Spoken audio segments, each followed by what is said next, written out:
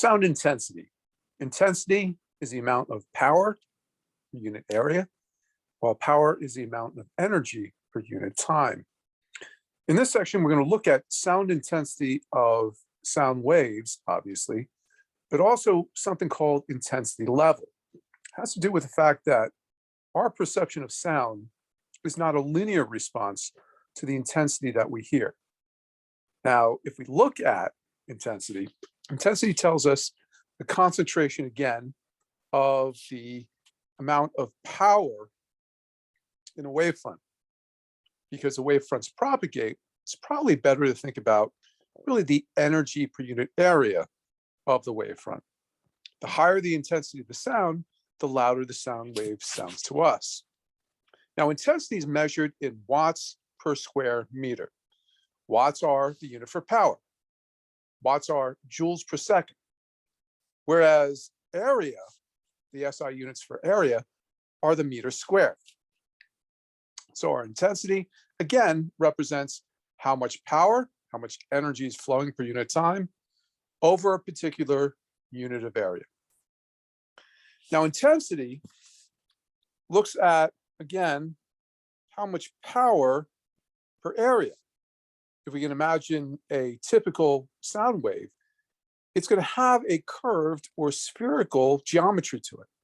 So that means as it propagates, if we have so much power P spread over that entire wavefront, as the wavefront grows, just like ripples on a pond get larger and larger, the intensity is going to drop as this area becomes larger and we dilute the power over a larger surface area. So just as ripples on a pond, when you throw a stone into a pond, the ripples get larger and larger in radius, however, their amplitude becomes less and less. The same thing can be thought of for the intensity of sound. As you move away from a sound source, you would imagine that the amount of intensity that you hear is going to be reduced as you get further and further away from the original sound. If it's purely a point source, we can see that this intensity goes by 1 over the distance squared. Again, if we think about our equation as being I is equal to P over A, and we think of the wavefronts as having a certain area A, the area of a spherical wavefront would be 4 pi r squared. So writing this equation, the intensity would be inversely proportional to the radius squared. Now, if you're listening to a point source of sound and you stand some distance r from that, r representing the radius of the wavefronts, but it also represents the distance that you are from the sound source. If you heard some intensity I, okay, again, how much power is spread over the surface area A, and then move to twice the distance from the sound source, that surface area would grow to 4 times as large. You can imagine that they would have 4 times the area, and since intensity is power divided by area, with 4 times the surface area, it would have 1/4 the intensity of sound. Tripling the distance would drop the intensity down to 1/9. Now again, intensity is basically how much power per unit area we have for these sound waves. What we hear, however, our response to these sound waves is not linear.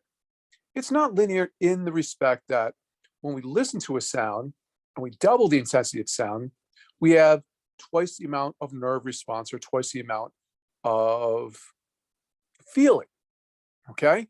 It goes up by actually a logarithmic scale because the smallest intensity that we can hear, which is what is called the threshold of hearing, 10 to the minus 12 watts per meter squared, is much smaller than the loudest sound that we can tolerate, which is 1 trillion times larger.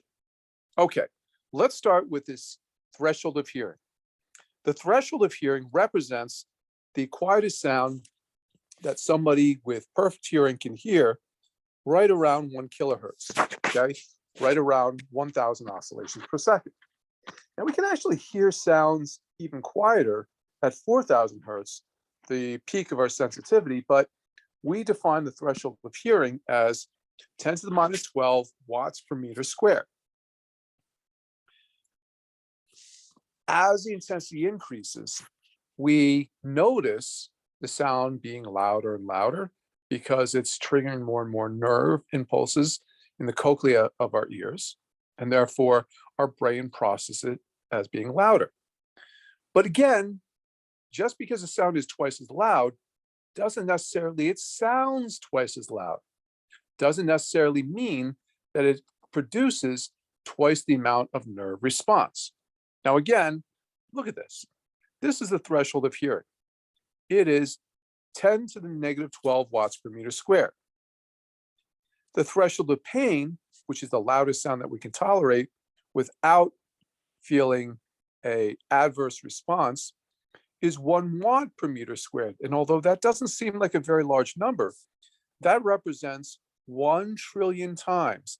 That is a 1 with 12 zeros following it, 1 trillion times greater increase in intensity.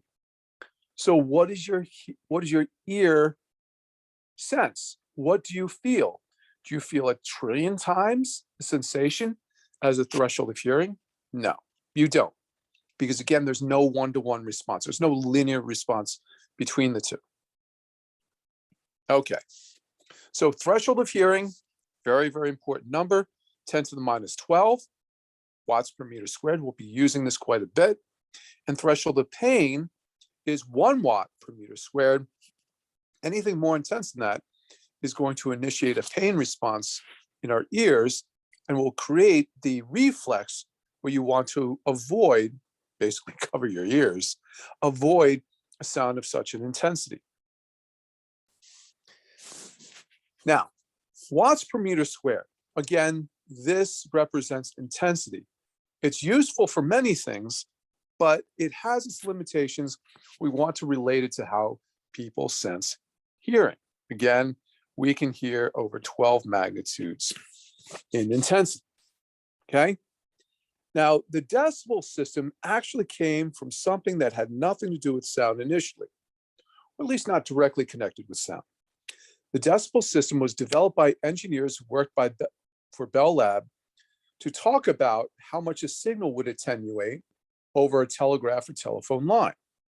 Basically, signals on a coaxial cable, signals on a twisted wire pair, signals on wires in general will exponentially decrease with distance. And that exponential decay can be talked about in terms of decibels. So for instance, these engineers would say that a signal would decrease by 10 decibels for every power of 10 signal that they would lose.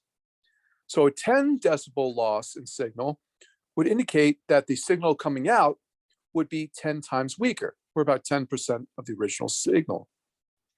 If you go twice as far, you lose another 10 decibels for a total of a 20 decibel loss. If you take 1/10 of 1/10, you get 1/100th.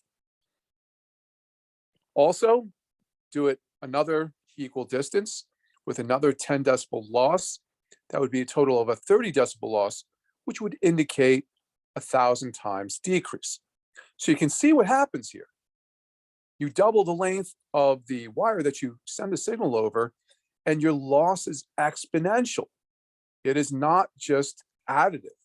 Okay, you don't lose 10% then another 10%. You lose, the same fraction over the same distance. Now, let's look at this equation right here. This represents the equation for decibels, okay? This is how it was adapted for hearing. Now, basically for sound, we say that beta, which is our number of decibels. Decibels, by the way, are dimensionless, and we'll see why in a second. But the number of decibels that you hear is equal to 10 times the log, this is the log base 10, of the intensity of sound divided by the threshold of hearing, which, as we saw before, is 10 to the minus 12 watts per meter squared. So you divide the number of watts per meter squared by 10 to the minus 12 watts per meter squared. The units cancel out, it becomes dimensionless. Take the log base 10 of that, multiply that by 10, and that gives you the number of decibels. So for instance, let's put in the threshold of pain. The threshold of pain is 1 watt per meter squared. We divide that by 10 to the minus 12 watts per meter squared. By doing that, this ratio in the argument becomes 10 to the 12. Remember, 1 over 10 to the minus 12, a negative exponent means we are doing the multiplicative inverse. So if I take the inverse of the inverse, I get back the original. I get 10 to the 12. Now, log base 10 asks the question, what power of 10 do you have? Well, that's easy. We have 10 to the 12. So this becomes 12 times 10, and that's 120 decibels. So that is a sample conversion from intensity in watts per meter squared to decibels, in this case, the threshold of pain. Now, if you just pull in the threshold of hearing, 10 to the minus 12 over 10 to the minus 12, these two divide out to become 1. The log base 10 of 1, the log of any base of 1 is 0, and we get 0 decibels. Okay, so that's how it works. And again, this original system was really not tailored for sound, although of course it works very, very well for sound. It was really designed to talk about how much a signal would attenuate. So when they talked about this, they would talk about, well, 10 decibel loss would indicate that you've lost 90% of your signal, you're down to 10%. 20 decibel loss would be 1/100th, 30 decibel loss would be 1/1000th, so on and so forth. Okay? If we reverse this and talk about increase, let's say that you have a home entertainment system and you've got a fancy amplifier or a car stereo, you turn it up and it says plus so many decibels. Well, what it's telling you is how much the audio output is increasing in intensity. So if you turn it up by 10 decibels, it's 10 times more intense. You turn it up by 20 decibels, it's 100 times, 30 decibels, 1,000 times, and so on. Now, what is the inverse relationship of the previous equation that we saw before? Remember, our original equation was beta equals 10 times log base 10 of I over I0. If I solve for I in this equation, okay, what I do is I actually raise everything to the 10 power, right? You should say I raise everything to not the power of 10. I make 10 my base and make everything else raised to that 10 power. And what I get is on the left-hand side, I get 10 to the beta equals 10 to the 10 log base 10 I over I0. And then that gives me 10 to the beta over 10 is equal to, of course, the inverse of this becomes, the inverse of that equation becomes I over I0. I solve for I, and I get this equation right here. So if you want to get intensity out of decibels, you can plug that decibel number in here and you'll get an intensity out. So let's do what we did before. We said 120 decibels was the threshold of pain. 120 divided by 10 becomes 12. 10 to the 12, right? You get 10 to the 12 times the threshold of hearing, which is 10 to the minus 12. Well, they're the multiplicative inverses of one another. That'll just give me 1, which is 1 watt per meter squared. So that works. If I put in 0 here, 10 to the 0 is 1. I just get that I is equal to I0. Okay, so 0 decibels, that is the threshold of hearing. 120 decibels, that's the threshold of pain.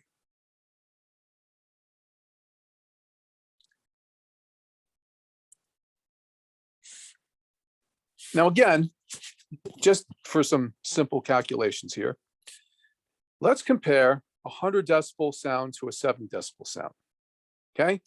The difference between the two in decibels is 30. So that should tell you is, oh, for every 10 decibels, I get 1 power of 10. So we have 30 decibels, that's 3 powers of 10, or 1,000 times difference. So that tells you that the 100 decibel sound is 1,000 times more intense than the 70 decibel sound. You can do intensity level measurements, what we call loudness measurements. We have decibel meters, which are actually designed to convert intensity into decibels. And this is helpful to try to understand how people will perceive those sounds. If we look at a scale of different sounds, we can see how the pressure fluctuations actually change as a function of intensity level. So the threshold of hearing is down here, 0 decibels. That corresponds to a 0.00002, a 20 micropascal change in pressure. That is incredibly small in terms of disturbance when we consider the fact that 10 to the 5th pascals is atmospheric pressure. Now we go up to a normal conversation around 60 decibels. It corresponds to about a 20 millipascal fluctuation. Okay. Go to more intense sounds like 100 decibels, 2 pascal fluctuation. And the threshold of pain brings us to 20 pascals. So again, with these sound waves, these are pressure and density fluctuations, okay? Even though they are fluctuations and 120 decibels represents a very intense sound wave, it is only 20 pascals of fluctuation on a 10 to the 5th or 100,000 pascal background. Now again, the outer ear basically functions to funnel the sound into the ear canal, where it then moves the eardrum back and forth.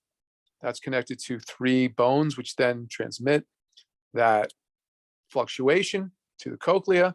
The cochlea then turns this into a nerve impulse. Now, again, when we're dealing with very, very quiet sounds, the ear has to have a great deal of sensitivity to these sounds, but yet be able to tolerate much more intense sounds. The ear itself actually has a muscle that allows it to tension up. So when you're listening to quiet sounds, the muscle relaxes, allows the eardrum to move more. And when you're listening to more intense sounds, it actually tightens the drum up. So the amount of amplitude that it transmits to these bones becomes much, much less. And again, this audio information is transmitted to the eardrum. The eardrum turns it into mechanical motion. The mechanical motion actually forces fluids to go forward and backward in the cochlea. And the forward and backward motion of the cochlea then creates a pressure difference, which triggers nerve cells. Now, again, we can imagine that the fluid in this chamber is moving toward us. The fluid in this chamber is moving away from us. That, by Bernoulli's equation, creates a change in pressure, okay? The faster the fluid's moving, the lower the pressure, and the greater the force trying to pull the 2 membranes apart. When it's going slower, it goes in the opposite direction. So what happens here is when we detect a sound, it actually creates this pressure change on this tictorial membrane, which is connected to these little hair cells. The hair cells, when under tension, will create a nerve impulse. That nerve impulse will then be detected by the brain or perceived by the brain as the cochlear nerve fibers transmit it to the sensory part of the brain. I believe it's the back of the brain which processes sound, so it eventually makes its way to the occipital lobe. Now, we can imagine in very intense sounds, you can get a very large velocity of these fluids, and that's going to generate a very large pressure difference, pulling the two apart. And that can actually cause these hair cells to rip, okay? So if we listen to sound that's too intense, we can damage the hair cells here and actually create permanent hearing loss. Typically what happens is it is the hair cells which are involved in the highest frequencies which are damaged the most easily. And that is why we typically lose our high frequency hearing first before our low frequency hearing. Now, these are frequency response curves showing at different decibels how we perceive sound. If you look at the top curve, we see that at 120 decibels, almost all sounds in the audible range elicit a pain response, okay? It's pretty even, our response up there. Yes, because the ear canal actually amplifies frequencies around 4,000 hertz a little bit better. Our threshold of pain is a little bit lower there, but it's pretty much close to a flat response. It dips more as we get closer to the threshold of hearing. At around the threshold of hearing, we trace out this curve right here. Now notice, at around 20 hertz, you have to hear a 70 decibel sound before you're going to hear that sound, okay?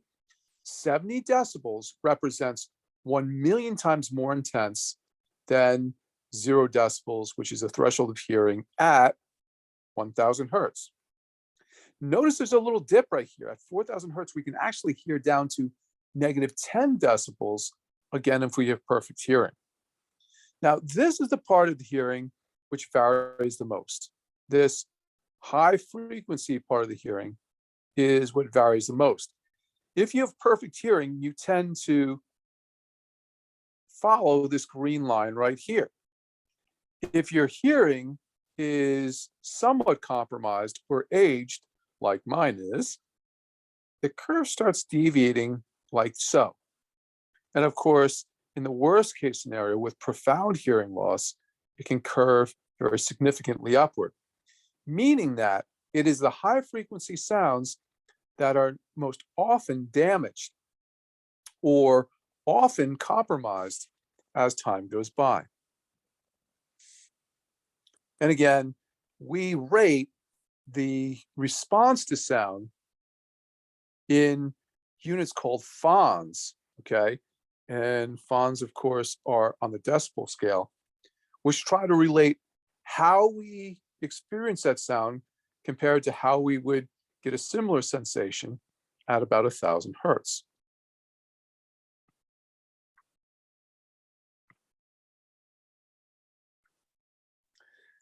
Now, the threshold of pain, again, is right around 120 decibels, okay? If we compare that to where we generally sense other sounds, we can see that the region where we can generally sense most music is well below the threshold of pain. This area, which is mapped out in green, represents the dynamic range. That means the frequency range and the intensity range that we normally process when we listen to music. When we listen to people speak, it actually is much, much smaller than that, okay? In order to understand somebody when they're speaking, they sometimes call this the speech banana because it's banana shaped. The range of frequencies that we need And the intensity levels that we need are actually much smaller than that.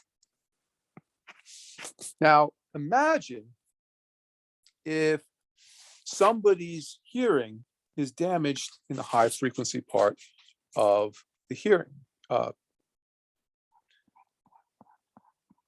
That would mean that the high frequencies that we need to understand speech, especially consonants, would be hard to hear, okay? Typically people with hearing damage, and we'll talk about this in a little bit, tend to have difficulty understanding consonants where vowels are much easier.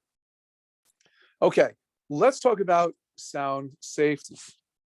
Continual unprotected exposure to sounds that are louder than 85 decibels, that's well below the threshold of pain, for 8 or more hours can be dangerous and may result in hearing loss.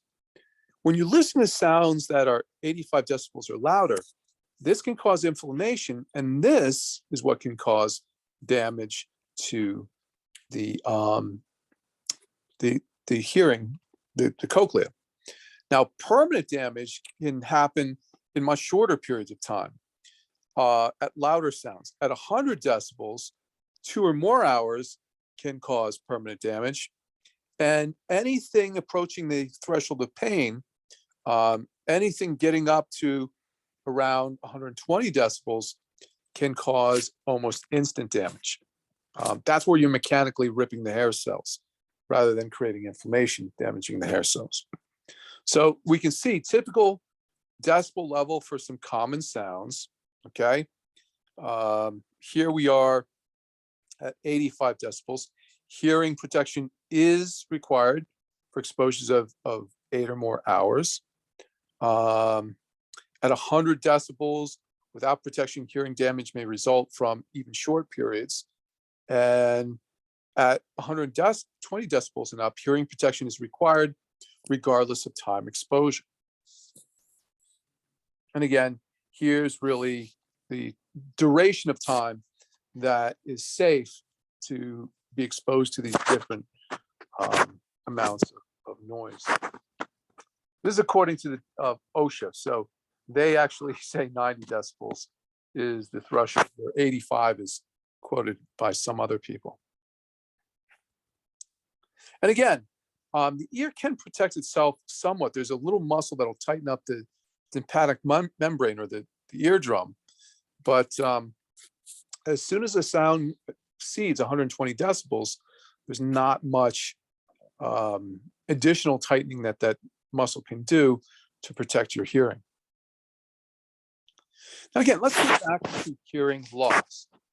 This black line represents what a typical person would hear with perfect hearing, okay? Kind of goes down like this.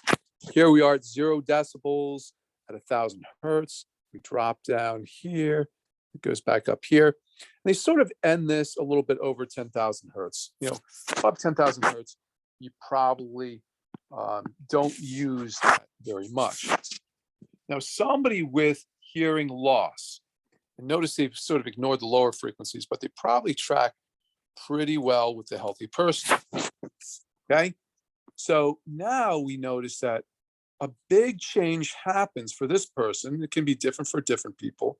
That's 200, 300, 400, 500. At about 500 hertz, there's a huge deviation in the frequency response for the person with permanent hearing damage. And this probably goes pretty much linearly upward for those even higher frequencies, okay? So this person with hearing loss hears lower frequency sounds just about as well as somebody without any frequency loss, hearing loss. But once we get to 1,000 hertz, notice a difference here. At 1,000 hertz, this person can hear at 0 decibels. At 1,000 hertz, this person hears at 40 decibels, which means that sound has to be 10,000 times more intense before they begin to hear it. At even higher frequencies, this person seems to peak right around 2000 hertz. At 2000 hertz, the difference is 10, 20, 30, 40, 50, 60, 70, 80, almost 90, almost a billion times less sensitive than that person. So again, people who typically have hearing loss tend to have the hearing loss in the high frequency range. And it's the high frequencies that they can't hear. When my grandmother lived to be 102. When my grandmother got older, she had a great deal of difficulty understanding what people were saying. It wasn't that she couldn't hear it, okay? She could hear that people were saying something, but it was the high frequency which was no longer intelligible, okay? And again, typically it's consonants which are at the high frequency part of the speech banana, and there are, see, I'm using that term already, and it is the vowels which are at the low frequency. So elderly people, people with hearing loss, will ask you to repeat yourself over and over again because it's more difficult for them to get some of the subtleties. They can hear you, okay? They know that you're making a sound, but it's hard for them to necessarily figure out what you're saying. It's almost like when you hold your hand in front of your mouth. Your hand can act like a high frequency filter because it'll absorb the higher frequencies. Listen to what I say with, I'm going to say hearing loss with age. With my mouth uncovered, this is my mouth uncovered, hearing loss with age. Now listen to my mouth covered. Hearing loss with age. It's harder to hear because the consonants which are being filtered out, okay, consonants which are at a higher frequency are not as intense. And again, you would be surprised. You think that, oh, hearing loss is going to happen until you're in your 70s. Well, wrong. If we look at this, we can see that only children, somebody who is very young, is going to have perfect hearing throughout their entire life. Okay, this is an audiogram. And this is typically what people are charted on when their hearing is investigated. Perfectly fine hearing loss, okay, at 20 years looks something like this. Again, it's not huge, but at 8,000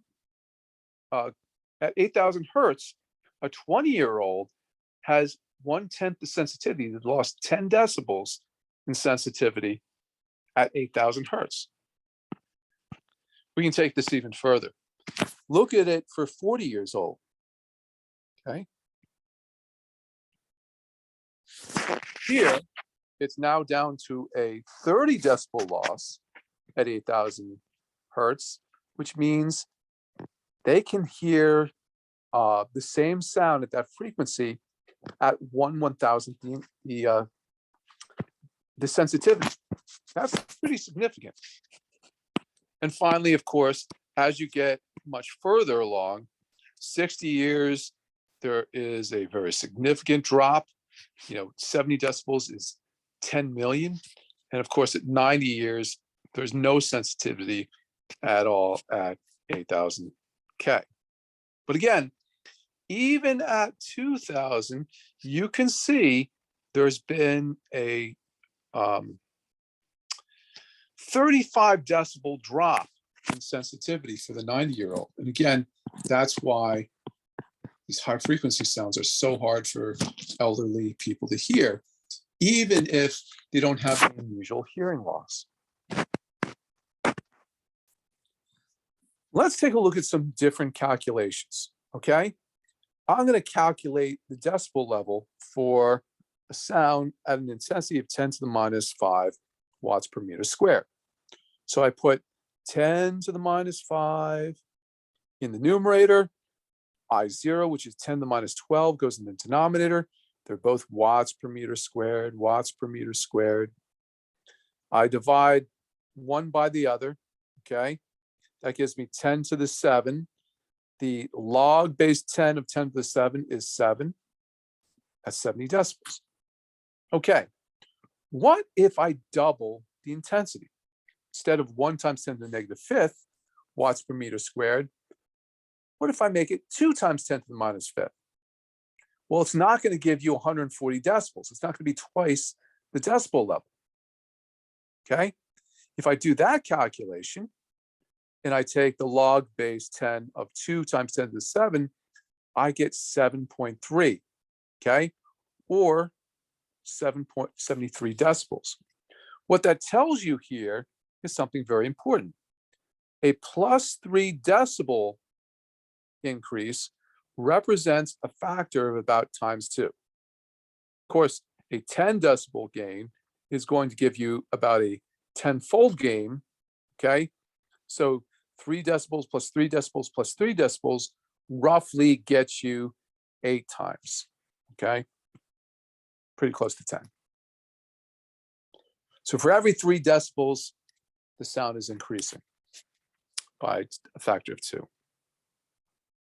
Now again, intensity drops off because the sound waves are getting larger and larger in terms of the wavefronts, okay? There are 3 basic wavefront shapes that we'll come across, okay? The most common, of course, is spherical. We have a point source, and these spherical wavefronts radiate from that point and get progressively bigger. Their area goes by the square of the radius, so the intensity drops off by 1 over r squared, okay? If they travel a long enough distance, the wavefronts begin to flatten out, and then they become planar in shape. There's also a way to create cylindrical wavefronts, but that's pretty unusual, okay? So again, the spherical wavefront is very important to us because if we look at most point sources, most small sources of sound, we would say that this area of the wavefront is going to go by 4 pi r squared. And therefore, r, which represents the distance from the source, as that gets larger, the area is going to go by the square of that, and the intensity is going to go over by 1 over the r squared.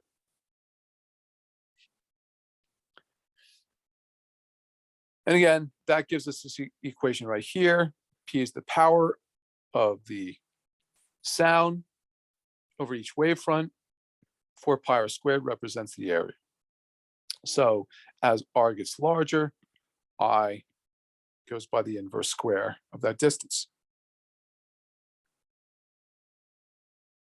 Now, I keep using the term wavefront. What is a wavefront? What am I talking about when I'm talking about a wavefront? Well, when I'm talking about a wavefront, I'm talking about parts of the wave which are all in phase. So a wavefront might represent all the peaks in my wave. There's a peak, there's a valley, there's a peak, there's a valley, there's a peak. Everywhere I have a peak, I represent it by this spherical shell, okay? I can represent the valleys the same way, but each wavefront typically is spaced out by a distance of 1 wavelength, all right? It's important to understand something here. I know I use the term wavefronts. We think of, we're just getting hit by these wavefront after wavefront. No, the sound is continuous. The sound is continuous over this area. The wavefront just represents a point in space where all the phases of the wave are the same.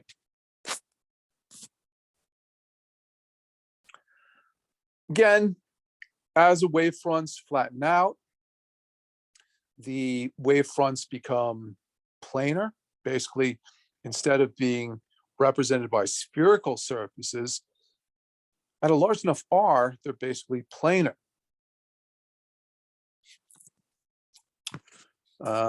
Here's a calculation. Let's calculate the intensity due to the power, an 80-watt power source at a distance of 3 meters. Again, for a spherical wave, we would say, okay, the power is 80. Put that in the numerator. For a spherical wave, let's say the radius is 3 meters. I plug that into this equation.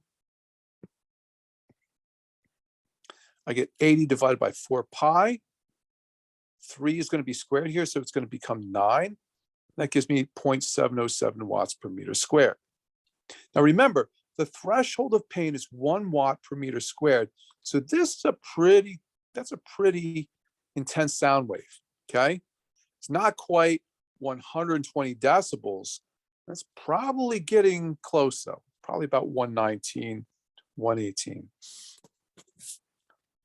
Let's find the distance where the intensity is cut by 1/2. We know that the intensity goes by the square of the radius. So if we want half the intensity, if I want half over here, let me solve for what R is for that. So I solve for R. Notice that R was squared, so I got to take the square root of both sides. I has been replaced by I over 2, okay? We're going to use the same power, the same original intensity, divide that by 2. And I see that for the intensity to drop to 1/2, I need to be 4.2 meters away instead of 3 meters away, okay? What this is telling us is that every 1.4 times further, okay, and 1.4 is the square root of 2, every 1.4 times further, we are experiencing a drop of intensity by a factor of 2.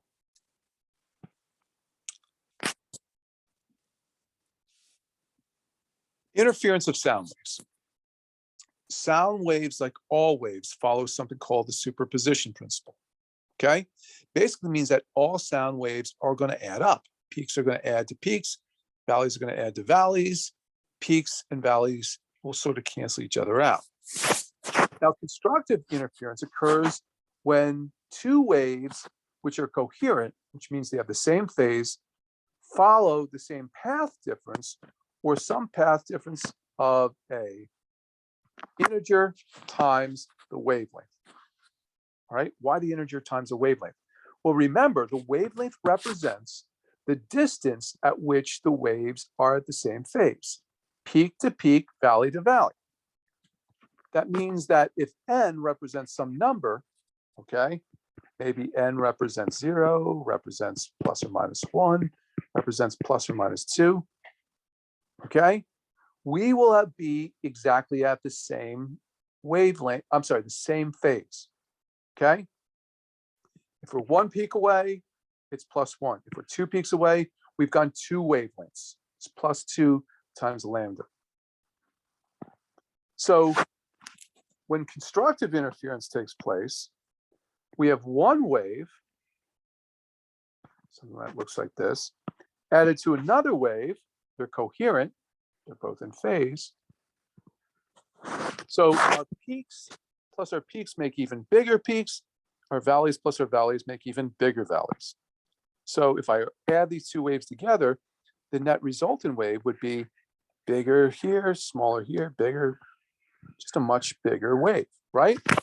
They would reinforce one another. In the case where the two waves are half a wavelength apart, half a wavelength would put a peak at a valley and a valley at a peak. When I add those two together, superposition says a positive plus a negative, if they're equal in amplitude, will give me 0. So with the interference of sound waves, when we add waves together, okay, superposition principle, we add the displacements together. If they're in phase with one another, we get constructive interference. If they're 180 degrees out of phase, we get destructive interference.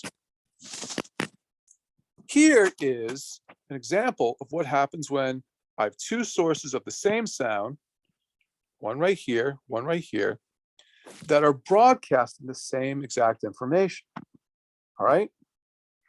Where the two waves travel the same distance, we're going to get constructive interference. Okay? Those are represented by the intersection of these solid lines. Okay? So here we're going the same distance, okay, and times an integer, and here we're going the same distance. So this point right here would represent constructive interference of these two sources. Where they travel half a wavelength difference, we get destructive interference. This means that let's have two speakers giving off sound. All right. the sound at this location. Okay, the difference is 1 full wavelength. Well, here at that location, that sound is going to be constructive interference. This wave is going to be in phase with this wave. Okay, they're going to add together. At that location, it's going to sound louder. But notice there's some of these gray areas. In some of the distance is off by half a wavelength. And in those places, the wave from sound source 1 is going to cancel out with the wave from sound source 2. That is a destructive interference region. So if I were sitting listening to music in a room, for some frequencies, some places in the room would sound better, and some frequencies would sound dead at some locations. Okay? This means that for a really good sound system, let's say we're creating a sound system in a theater, you don't want just 2 speakers. You don't want speaker 1 and speaker 2, which can interfere with one another. You want more speakers, because the more speakers you have, the less interference that you have overall between all the sound sources.